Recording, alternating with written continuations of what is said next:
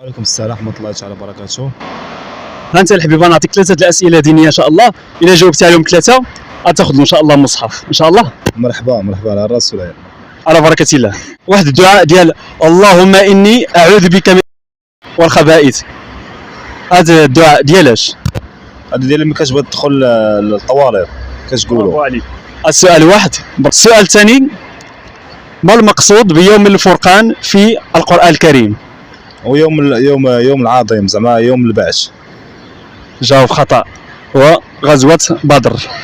سبحان الله. دونك مشات ليا بالي مع الفرقان، دونك ماشي مشكل.